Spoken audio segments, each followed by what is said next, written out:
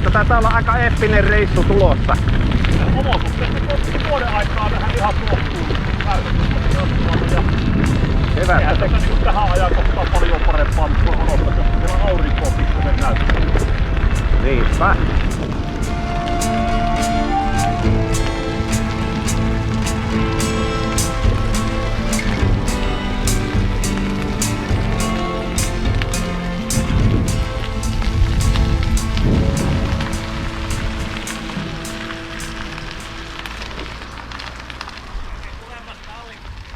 Kiitos samoin.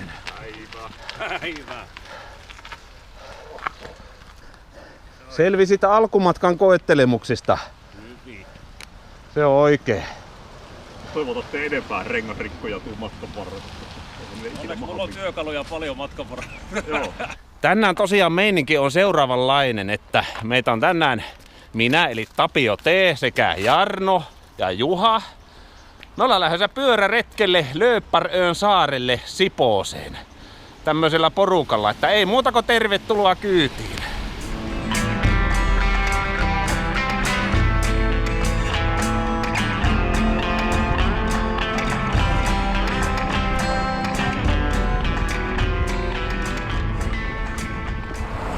Se tosiaan Jarno tuli tuolta Tuusulan suunnilta tuohon Helsingin pitäjän kirkonkylälle Pyhän Laurin kirkon pihalle ootteleen ja siitä sitten jatkettiin 300 tätä matkaa Kehä kolmosen vartta pitkin tuonne 170 kohti.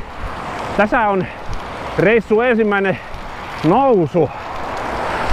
Mä veikkasin, että Jarno on meistä ekana tuolla ylhäällä ja näin tuo mahtaa mennäkin.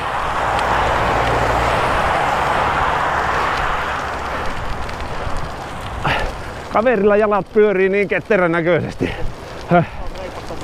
Oh. No nyt se nousi seisomaan. Minä seison kanssa.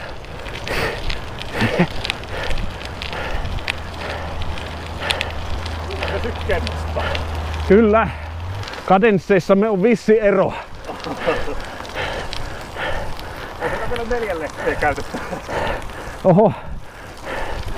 Niin ja Juhalla ei ole edes vielä kevein välitys. Joo, on pikkasen varaa. Tässä näet eron kadensseissamme.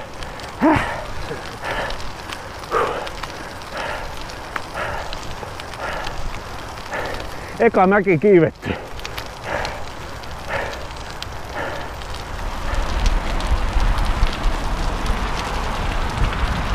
Ja tuosta vasemmalle sitten.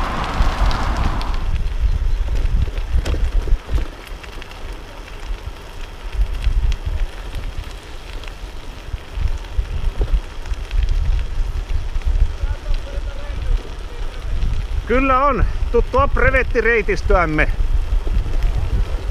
Piakkoin olemme ajaneet tästä Länsisalmen läpi ja saavumme tuohon 170 tien varteen. Mulla on vielä pannaanit ja kahvipullat ostamatta ja olisi tarkoituksena tuossa pitää semmonen ensimmäinen niin sanottu pannaanin mittainen tuossa Östersundomin K-Marketilla. Olemme siellä hyvin pian tämän mukavasti sujuneen alkutaipaleen jälkeen. Mukava saada tämmönen pieni 3 hengen pyöräilyporukka kasan ja lähteä käymään tämmöisellä bikepacking henkisellä sunnuntai-lenkillä. Ilma on hyvä, mukava tämmöistä kostean viileätä. Aurinko paistelee tuota kevyen pilvipeitteen läpi. Tienpinnat on märkänä, mutta ei tuo meitä näy haittaavaa. Mulla on irtosi Ortliipi jo 3. kerran. Niin sä laitat sen tonne, että se ei pääse hyppäämään. Joo. Nyt setä näyttää, että miten se laitetaan oikein. Sitä varten on näitä muita kavereita mukana, että korjaa Kyllä. ongelma. Jarno voi aina luottaa, kun se on korjannut mun päällisrenkaakin Järvelä S-Marketin pihalla. Hyvä, hyvä. Tää ei kato sulla pysy täällä. Joo. Tän takia tää hyppää aina yli.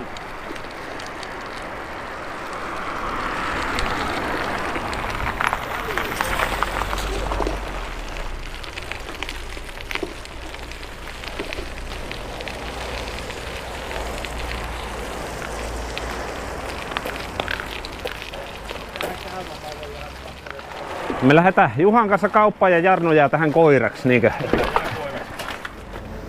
Nämähän on pitkiä. Kuka tuo meidän Jarno kahvi? Mä luulen, että juo. Ostetaan se. Ei juo.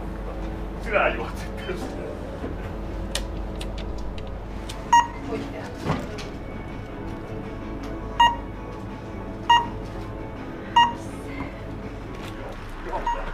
Onko se aito gore vai onko siihen vaan paikalliset kirjoittaneet kylkeen gore? Ei kalvu sisällä on. Kore vaiko ei, mutta ei täällä korekalvoa nähnytkään kyllä. Joo. Kore vaiko ei, mutta nyt on kuule YouTube-pyöräilyhistorian pisimmät pannaarit. Se voi olla, että minä säästän tuonne itse kohteeseen nämä yksilöt ja juhlistan sinne saapumista pannaanilla ja tässä kohti Tää rupee olemaan tämmönen oho, päivät nähnyt. mahtava yksilö. Joo. Se oli se pitkä ylämäki, missä saa ensimmäisen kerran kunnolla puussiin ylös. Mä katson, että sulla meni niin smoothisti, sulla ei ilmekkään värähä. Mitä nyt vähän seisomaan nousi? Sen verran kaukana meni sieltä, pystyy Kyllä. Ei kuule sitä julmaa puuskutusta. Paksua höyrypilveä, joka tulee ulos hengityksessä täällä viileässä kosteassa kevät ilmassa. Kaikilla kosteilla pitää kilpailijoista ottaa koko luonto pois, että Kyllä. näyttää astetta kovempi. Kyllä. Kuka polkee pisimmälle? Lienee paikallaan sanoa, miksi tänään sunnuntaina 19. maaliskuuta vuonna 2023 kohteeksi valikoitui Lööpparö. Mun oli tarkoitus käydä siellä päin ajamassa silloin viimeisellä ralekkilenkillä, tuossa vajaa puoli vuotta sitten. Mutta sitten rupesi vaan valoisa aika ja lenkkiin budjetoitu aikamäärä myös vähän niin kuin loppumaan. Ja päätin siinä boksin kohdalla Sipossa kääntyä takaisin. No sitten tässä keväämällä hieman lueskelin sitten, että minkälainen paikka on Lööpparö. Mitä siihen mahdollisesti liittyy? No, ensimmäisellä googlauksella sain selville, että siellä on vanha luola. Paimen luolaksi sanovat, jossa legendan mukaan joku paimen on joskus vissiin sadetta pidellyt laumaansa paimentaessaan. Eli se on semmonen niinkö tämän reissun tärkein homma, että lähdetään katselemaan, että minkälainen paikka se paimenluola on. No sitten toisekseen paikalla on muutakin historiaa. Siellä on sijainnut semmonen Lööpparön kartano, jonka historia ulottuu tuonne johonkin 1650-luvulle. Ja siellä on edelleen pystyssä joitain rakennuksia, jotka on peräisin jostain 1800-luvulta. Ja sen verran tiedän tuosta sanoa Lööpparön kartanosta, että niillä tiluksilla on harjoitettu maataloutta, ruudin ja kalkin ja säilykkeiden valmistusta. Ja mainituista aktiviteeteista saattaa löytyä vieläkin jotain merkkejä ympäröivästä luonnosta. Jotain salpietariuuneja. Salpietari siis lienee joku ainesosa, jota ruudin valmistuksessa käytetään. Mutta minun, Juhan ja Jarnon tämmönen ensisijainen retkikohde Lööpparössä on tänä päivänä se nimenomainen paimenluola. No niin, hyvät herrat, se on sitten suunnaksi Spjutsundi. Sinne.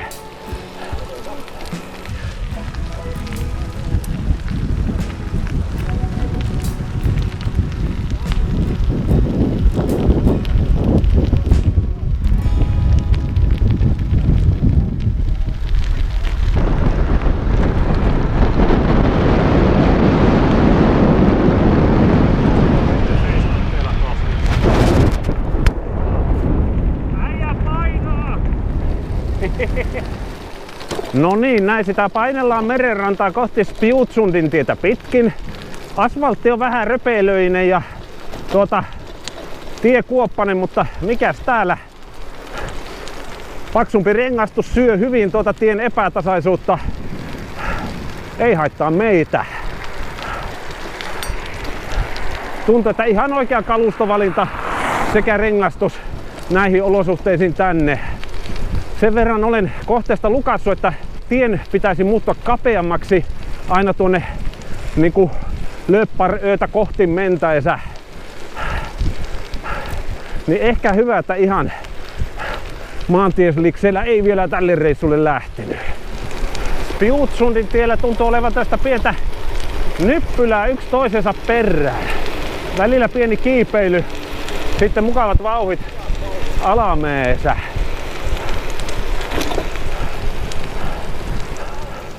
Tietysti koska olemme sunnuntai-retkellä, niin emme ota maksimaalisia hyötyjä alamäestä seuraavaa ylämäkeä varten, vaan ihan puuskuttamisen ilosta puuskutamme ja nousemme seisomaan koko trio.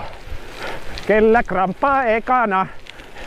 Muistakaa, että täältä pitää tulla poiskin vielä.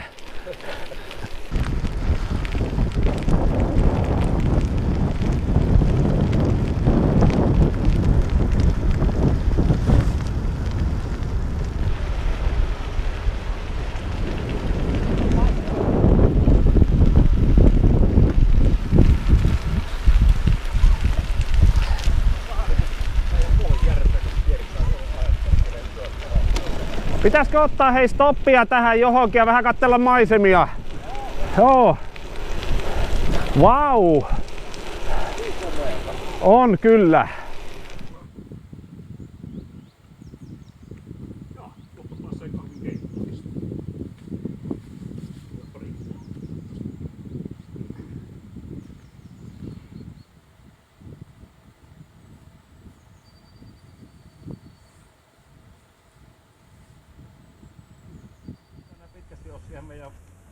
Ei. Tuli vaan niin hyvä tämmönen pieni evästelypaikka ja komiat maisemat, että nämä on kuvattava. Mikä tämä oli? Tämä oli Sipoota ja Sipo ja tämä on käsittääkseni Kiittö. Kiittö. Joo. Joo, mä katsoin kanssa, kun sä just laitoit sen oman reittisuunnitelman tai brevettisuunnitelman. Siinä on se on aika raskas reitti loppuun se. Tämän Kiittöön kuvauspaussin jälkeen sitten me jatketaan matkaa tuonne Lööpparöötä kohti. Oli mukava vähän kamerankin takaa katsella noita merimaisemia. Vielä on meri jään peittämä, mutta pikkuhiljaa sitä vesi alkaa vapautua. Jotenkin tässä on tämmönen merellinen tuoksu kyllä, niin kuin Jarno tuossa taisi äsken sanoakin. Nyt saavuttiin sitten Lööpparööhön. Raja Kiittöön ja Lööppäroon välillä vissiin menee tuossa äskeisellä sillalla. Nyt sitten täältä täytyisi pongata Lindudin tie. Onko siinä Lindudin tie? Jos on, niin siitä oikealle. Ja sitten bongatkaa luola. Saatiinhan sitä oikein märkää grääveliäkin tähän päivään. Ai että.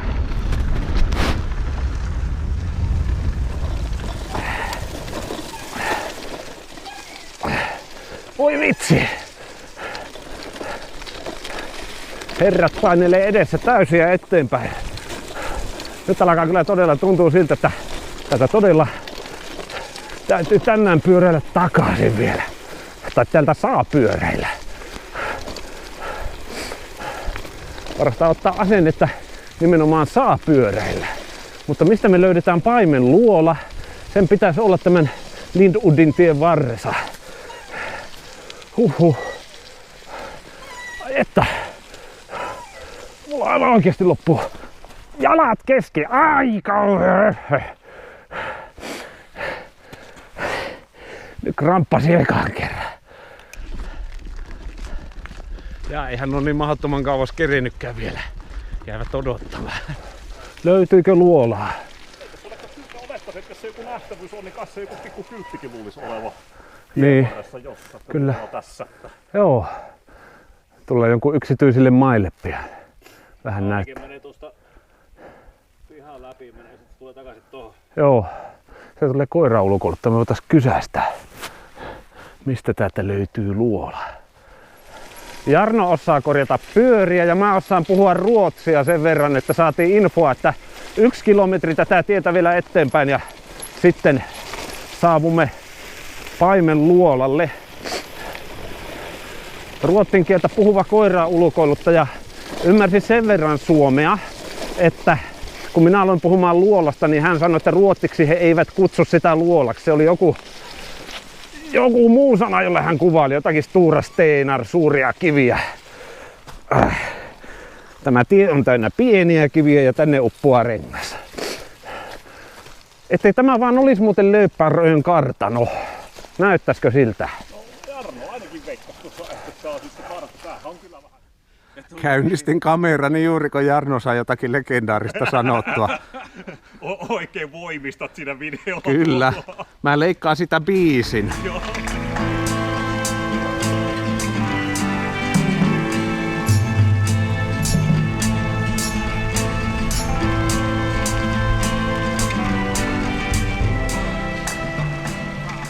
Polkekaa te, minä kävelen. Kun motivaatio on kohillaan päästä sinne luolalle, niin sitten vaikka kävellään. Tämä voi olla reissun pisin ja työläin taivaalla. Nyt maapohja tuntuu vähän kovemmalta. Saatan kuvitella, että tässä pystyisi jälleen taas pyöräilemään. Voi hyvä YouTube-katselijani. Ei tästä tule yhtään mitään.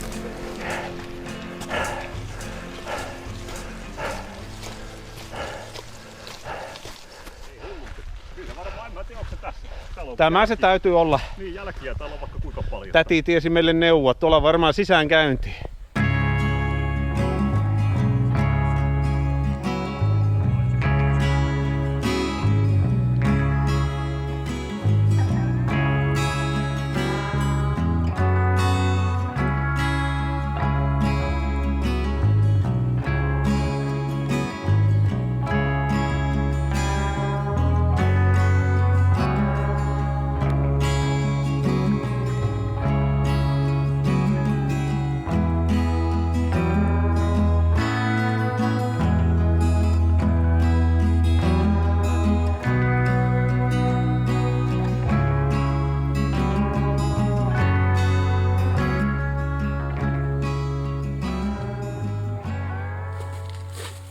Minä olen ottanut mukaan taukotakin.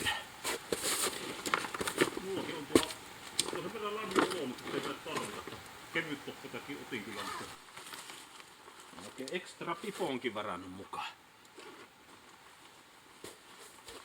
Kannattaa pysyä lämpimänä. Tässä vaiheessa mä oon aina iloinen siitä, että jaksaa roudata tämän verran romua tänne, kun saa ilmatäytteisen makualustan. Käydäänkö ottaa tunnin päikkäreet? Riippumatto vielä tuohon mäntyjen Joo, väliin. siinä voit rötkötellä. Joo. Meikäläisen keittiö on tässä vuosimalli 39 pakissa. Hyvin. Siinä on jotain, mitä on pakko arvostaa. Luha.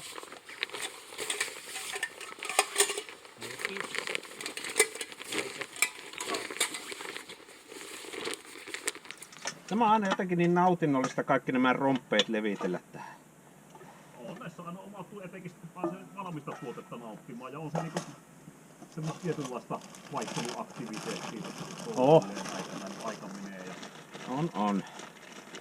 Meinasin tuossa, jos olisin lohikeiton keittänyt tänään, mutta tänään mennään tuommoisilla valmiilla suolasilla eväillä ja hoidetaan tällä rankiolla lähinnä tuo kahvinkeiton keitto. Kuinkahan syvälle tonne pääsee sisälle? Se oli vaan sen verran vetisen näköistä, että ei niin sanotusti houkuta. Ei nyt, mutta täytyy tulla kesällä uudestaan. Joo. On siinä joku onnellinen yrittänyt polttaa kantoa. Kaikenlaisia sankareita liikkeellä. Ja sitten siellä näkyy jotakin vanhaa hiilosta olevan pohjalla sen verran, että vieressä olevan talon isäntä varmaan saattanut kaikenlaisiin kulkijoihin näillä nurkilla tottua. Todennäköisesti. Tänne täytyy meidän kyllä kesällä tehdä uusi samanlainen retki ja tulee ryömimään tonne. Joo. Ralekillakin täytyy käydä näin komia paikka kyllä joskus katastamassa. Onhan kyllä nyt Cyclocrossin renkaat. Niin on. Se on kyllä se voimansiirto aivan 1000 tukossa, jos sattuu olemaan märkää tuo Niin, loppumatka. Sitten kuuluu semmonen jäätävä rahina loppumatka kotiin polkiessa. Pestää se tossa meressä katon välillä. Joo, suolavettä. Niin, mulla on öljyä mukana, niin ei se niin justi saa. Me yksi valleekki saadaan pestyä matkan varrella. Lavaa nyt ei katsonut sammuttaa.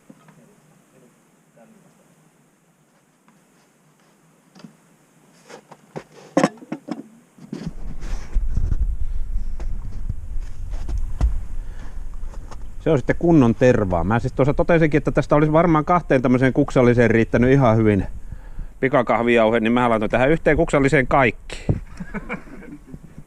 Onneksi sulla oli tää vessapaperia mukana. Niin. Mutta sitten kun lähdetään polkeen takaisin, niin mä suhahan tuosta niinkö ohojus tuonne kuule lööpparoin toiseen päähän. Ihmettelin, että minne hävisi. Semmoinen ihmeellinen kaasukatto. Kyllä.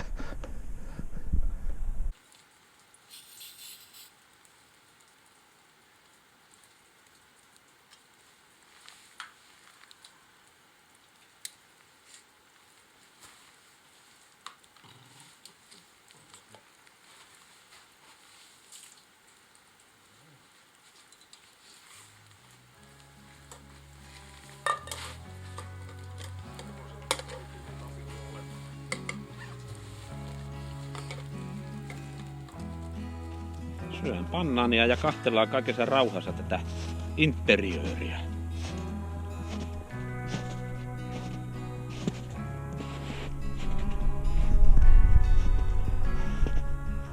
Vähän tosiaan mietittiin, jos olisi kipassut tuolla luolassa sisällä jossakin, mutta kun näkyy olevan niin vetistä tuossa sisusta, että ei arvaa mennä.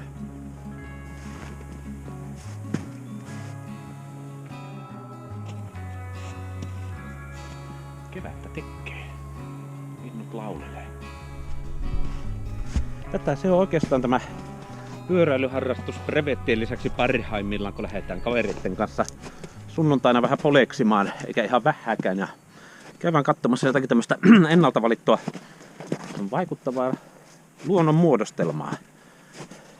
Nyt täällä alkaa meidän aikamme tällä retkikohteessa olen siinä mallissa, että jokainen siivoaa jälkeensä ja viimeinen sammuttaa valot ja sitten alkaa riemukas kotimatka.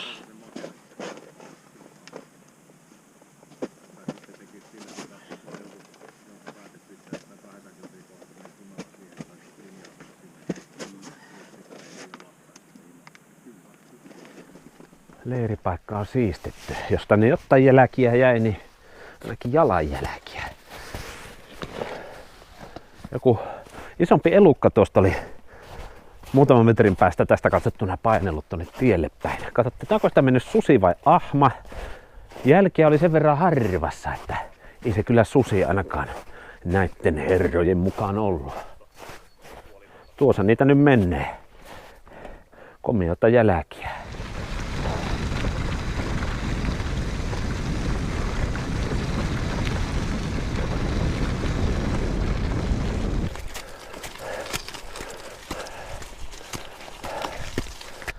Mä katsoin, että Juha tuossa polikko koko mäen ylös. Kyllä se tällä tulee.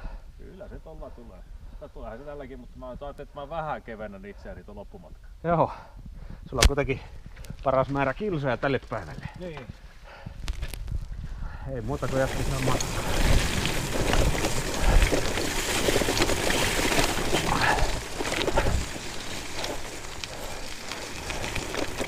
Siinä menee tämmönen hauska pieni kanava. Onko tuo nyt sitten niin kuin Merilahti? Lienee meren yhteydessä. Vai meneekö tässä jonkunlainen joki kenties? Onpas eri kevyen nämä nastarenkaat asfaltilla tuo märän gravel-kuran jälkeen.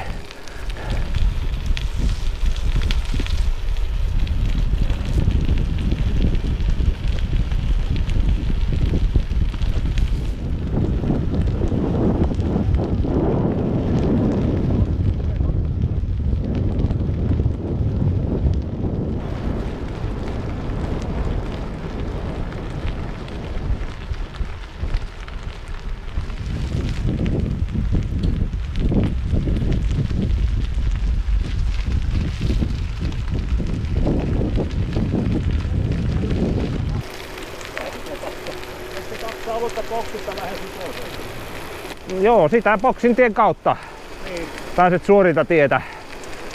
Jarno lähtee sitä tosiaan kotia kohti pyöräilemään. Me suunniteltiin, että me lähdetään Juhan kanssa ajamaan Peesiin. Ajetaan Nikkilän kautta ja mä arvioin, että tänään tulee joku plus miinus 20 kilsaa lisämatkaa meidän tämän päivän oletettuun 90 kilometrin. Pääsemme mekin toiselle sataselle. täytyy tunnustaa, että mä en ole itse käynyt koskaan aikaisemmin boksintietä ajamassa, niin se on sitten tänään sekin kokemus tämän kaiken muun päälle. On pikkusen rapaa lentänyt tänään. Täällä on liikkeellä tämmönen hikinen ja saastainen randonneur pyöräilijä. Kahtokaa vaikka. Kura on niin housuissa kuin laukuissakin. Siinä on ensimmäinen nyppylä boksintiellä. Että pistin kävellen silloin kun on vielä kivaa. Ai. Hyväkö edellisestä noususta selvisi. Ei tullut alamäkeä, vaan vielä pitempi nousu. Huhhuh. Ei pidä käydä valittamaan, kyllähän mä nyt kävellä osaan.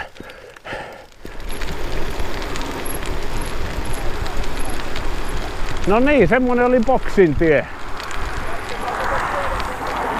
Joo, Nikkilän päin. Palkintomehu boksintien etapin jälkeen. En mä tiedä, että se on noin mäkinen, vaan mistä sitä voi tietää, jos se on ennen käynyt.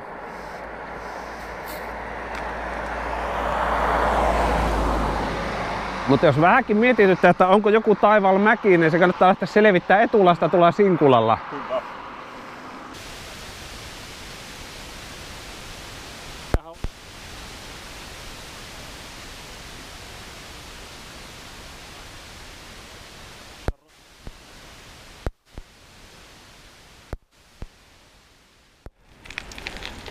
Ensimmäinen paikka, niin mennään sitten. Bongattiin tämmönen ravintola Nikkis. Tuo on varmaan semmonen, mistä on nopeastikin. Joo. Tarvitsisi koko tuntia odotella.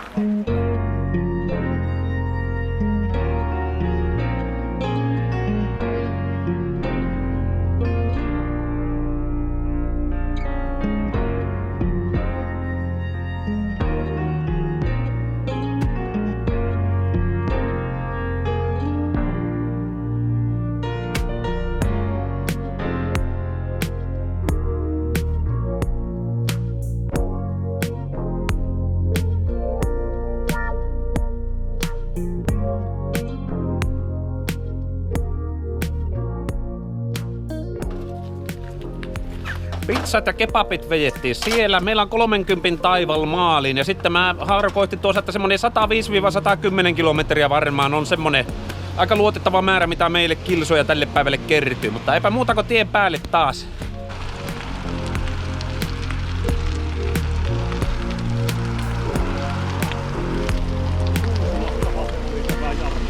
Joo.